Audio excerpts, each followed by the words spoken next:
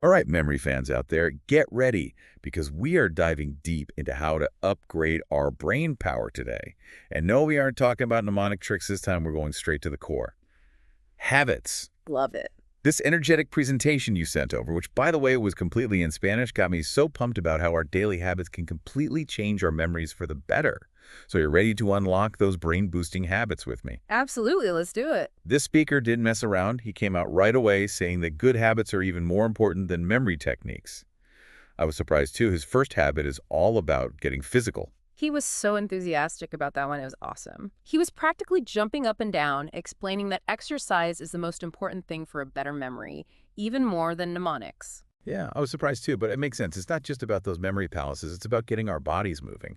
And that clear feeling we get after a good workout. Yeah, It's not just in our heads. There's actual science behind that. totally. And he gets into all that science stuff, explaining that exercise releases this molecule called BDNF. And that BDNF, it's like a miracle grow, but for your brain cells, especially in the hippocampus, the memory part of our brain. Yeah, the hippocampus, a BDNF, is like building new neurons in our memory center. That's exactly it.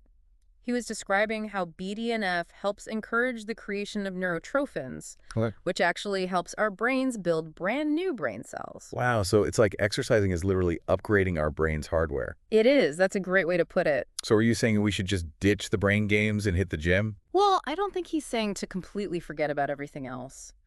But exercise is that foundation we need. Okay, got it. So we've got our bodies covered. What about our minds? Well, his next habit is all about sleep. Okay. And he was very straightforward about it. He basically said that not getting enough sleep is like poisoning your brain. He was really passionate about that. I have to admit, I've definitely pulled a few all-nighters in my day. Yeah. But he's right. When I don't get enough sleep, I can feel it affecting my memory. Yeah, and he actually told this really funny story about how he was sleep deprived during a presentation on memory improvement. Oh, wow. So even the experts have those moments, huh? Yeah, even he forgets sometimes. I have to hear this. What happened? So he was saying that during this presentation, he kept forgetting what he was talking about, even with all those memory techniques he knows. He said it was a real wake-up call, no pun intended. Wow, I bet. Okay, so we've got exercise for BDNF, sleep to avoid brain poison. I'm loving these analogies, by the way. What else is on the menu for a better memory? Well, we've got exercise and sleep, so next up has got to be about fueling up. Right, got to keep that engine running. So what does this memory guru suggest we use for fuel? What else? Nutrition. He really emphasized eating lots of colorful fruits and veggies and healthy fats, especially omega-3s. Okay, so things like salmon, avocado, that sort of thing. Exactly. Those are great examples. That makes sense. I know even I feel super sluggish after I eat a greasy burger. Right. And he actually warned against processed foods since those can really slow our brains down. Okay, that makes sense. So lay off the junk food. Got it. Yeah. But he's not advocating for some crazy restrictive diet or anything, right? No, not at all. He actually used a really great analogy. He said, just like a high-performance car needs the right fuel, so do our brains. I like that. But he also said it's not about being perfect all the time. It's about making better choices more often. Totally. So like swap out the chips for some blueberries every now and then, small changes, big impacts. Exactly. It's all about balance. Love it. Okay, so we've got exercise, sleep, and nutrition. What else is on our brain-boosting journey? Well, this next one might seem a little counterintuitive, especially after that high-energy part about constantly learning new things and challenging ourselves. But he stressed the importance of relaxation. Wait, really? Relaxation? I thought for sure he'd be all about pushing our limits all the time. That's what I thought, too. Like no rest for the wicked and all that. Exactly. But he had a really good point. He said that if we overwork our brains, it's like letting your phone battery drain to zero. And we all know what happens, then it just stops working. Totally. So we need to make sure we're recharging our brains too. Exactly. He said our brains need that time to process and consolidate all that information we're throwing at it. You know what? That's something I'm really bad at. I feel like I'm constantly on, like I always need to be learning or being productive. So what did he say we should be doing to relax and recharge? He's a big proponent of meditation, but he also mentions simpler things like taking walks in nature, spending quality time with friends. Even something as basic as taking a few deep breaths can make a huge difference, he said. It's not about being on or off all the time. It's about finding a rhythm of focused work and then mindful rest. You know, that's a really good point. I'm definitely due for some mindful rest, that's for sure. I do have a tendency to take things to the extreme. Speaking of extreme, This next habit is right up my alley. Continuous learning. I was going to say, I thought of you right away when you got to this part. So important. He was so passionate about it. He actually brought back that rat study, the one where the rats with more stimulating environments develop stronger brains. Oh, yeah, right. And he said, that applies to us too. We need to be challenging our minds every day to keep those neurons firing. I'm all about that. And this time he's talking about our mental environment. What did he say about how we can make that more stimulating for ourselves? He had some really good suggestions, and it's not all about reading tons of books, although obviously that is great, but it can be things like learning a new skill, picking up a hobby, even just reading a really interesting article online. It's all about staying curious and keeping our brains engaged. Okay, so anything that makes us think in new ways and sparks our curiosity. And exactly, keep those neural pathways firing. I love it. He had a lot to say about staying motivated too, right? Yes. He said that when we hit those motivation slumps, which we all do, to try focusing on the reward we get from learning, and then actually applying what we've learned to our lives and even teaching it to others. Sharing is caring, and it boosts our brain power. Okay, I'm into it. So we've covered exercise, sleep, nutrition, relaxation, and continuous learning. What's next? Well, this next habit goes right along with sharing what you've learned. It's the importance of surrounding yourself with positive relationships. I love that one. He had that great analogy of positive people being like a force field to protect us from negativity. I even wrote that one down. That was a good one. He really stressed how important those positive relationships are for a healthy mind. And since our minds and memories are connected, a healthy memory too. Exactly. What's the point of stocking up on all that brain food if we're just surrounding ourselves with negative people? They'll suck all our energy before we can even say hippocampus. So true. He said those negative people drain our energy and make it harder to focus, which of course then impacts our ability to learn and remember. He was really big on setting boundaries with those types of people too. Yes, he was. He emphasized being mindful of who we let into our lives because ultimately we become who we surround ourselves with. Okay, so choose your circle wisely. Exactly. It's like that saying, you're the average of the 5 people you spend the most time with. I'm adding cultivate my positive circle to my to-do list right after we finish this. What's next? Okay, get ready for this one. The next habit is all about laughter. Laughter, like telling jokes.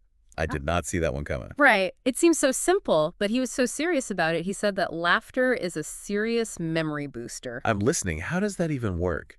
Does laughing make our brains bigger or something? It's not quite that straightforward. He was talking about the release of endorphins. Okay. You know, that feeling you get after you have a good laugh? Yeah, like a little mood boost. Exactly. And those good feelings, those endorphins, they actually help reduce our stress levels. And when we're less stressed, our brains are more open to learning new things. That makes sense. It's like when you're stressed out, it's almost impossible to focus on anything, let alone trying to remember something new. Exactly. He even said that emotion is like glue for memories. The more emotionally engaged we are, the more likely we are to remember it. Interesting. It's like how we tend to remember those really funny or exciting moments more vividly than like our boring commute to work. Okay, yeah, that's definitely true. So it's like, instead of just trying to cram all these facts into my brain, I should be trying to make them funnier or more exciting. He would say so. I like it. I'm all about making learning more enjoyable. Oh, yeah. This is great. I'm feeling way more optimistic about my memory. Now, what else did he have to say? This next one kind of goes along with relaxation, but takes it a step further. He's all about deep breathing. Deep breathing. Okay. Especially when we're feeling really stressed or mentally drained. Okay, that makes sense. I've definitely noticed that when I'm stressed, I tend to take these short, shallow breaths. Exactly. He was talking about how when that happens, when we're stressed, our brains aren't getting enough oxygen, which of course then affects all of our brain functions, including our memory. That makes sense. So how do we fix it? What kind of deep breathing exercises did he recommend? He actually showed a really easy one during the presentation. It was all about like putting one hand on your stomach and the other one on your chest, and then taking these slow, deep breaths where you can feel your stomach rising and falling. It sounds so simple, but I've heard from people who meditate that just focusing on your breathing can be really calming. It really can be. He said it's all about just increasing that flow of oxygen to our brains. And the best part is it's something you can do anytime, anywhere, if you're feeling overwhelmed. Take a few deep breaths. Need a mental reset before a big meeting. Deep breaths. Love it. I'm adding that to my mental toolkit right now. Yeah. Okay, what else? What's next? All right, get ready for this one. This next habit is all about banishing a negative self-talk. He was really serious about this one. Yeah, he did not hold back at all. It's so easy to get stuck in those negative thoughts, Uh-huh. Like, I'm never going to remember this, or Yeah. I'm just bad with names. Exactly, and he made such a good point. He said that all that energy we spend on those negative thoughts, that's energy we could be using for way more productive things, Mm. like learning new things, being more creative. Yeah. It's like we're trying to run a race, but we've got weights strapped to our ankles. That's such a good analogy. I'm so guilty of doing that. But how do we actually stop those thoughts? They can be so sneaky. He had this really interesting visualization, he said, to imagine that you have this shield up and those negative thoughts are bouncing right off. It's all about recognizing those negative thought patterns and then just choosing not to give them so much power over us. I love that. Mental shield activated. Okay, I am ready to banish some negative self-talk. What's the final habit we need for a better memory? This last one is something you already do really well, teaching what you know. Oh, interesting. Yeah, I've always found that when I teach something, I understand it so much better afterward. Exactly. That's because when we teach something, it forces us to really understand it. We have to organize our thoughts in a way that makes sense to someone else, remember all those little details, make connections that we maybe didn't even see before. He actually called teaching the ultimate memory hack. I love that. Yeah, It's like when you read something once, you might remember some of it, but when you actually have to explain it to another person, with other words. it really sticks. Exactly. Plus, it's a great way to connect with others and potentially even inspire them. It really is. Like that saying, to teach is to learn twice. Exactly. It's active learning at its best, and it really works. He actually told the story. I mean, you really well, like inside and out. Cool. But when he started preparing, he realized there were all these gaps in his understanding, things he had to brush up on. Oh, wow. So even he, with all his memory techniques and years of experience, even he found that teaching helped him learn better. He did. It was really interesting. I think it just goes to show that teaching isn't just about sharing what we know. It's also about making sure we really know it too. It's like solidifying it in our own brains. Exactly. I love that. Okay, so let's do a quick recap. We covered all 10 habits today for a better memory. We started with getting our bodies moving, exercising. Right. Got to get that BDNF pumping. Yes. Then we talked about getting enough sleep. So important. Remember, sleep deprivation is like poisoning our brains. It really is. Then it was all about what we're using to fuel up those brain-boosting foods. There are lots of colorful fruits and veggies, healthy fats, and ditching the processed foods as much as we can. Exactly. Then we talked about the importance of giving our brains a break, relaxing, finding that balance between focused work and rest. That rhythm is so important. It is. And of course, we can't forget about continuous learning, challenging our minds every day, and surrounding ourselves with those positive, supportive people. Our own personal cheer squad. Love it. And to finish it all off, we had laughter, deep breathing, banishing those negative thoughts, and teaching what we know. Simple habits, but they can make such a big difference. They really can. It's amazing how much power we have to actually change our brains just by making small changes in our lives. It's pretty incredible. It is. Well, that about wraps up our deep dive into building better memory through good habits. If anyone's looking for me, I'll be over here practicing my deep breathing and brainstorming ways to share all this amazing info with my friends. Sounds like a plan. Until next time, everyone, keep those brains sharp, keep exploring, and keep diving deep.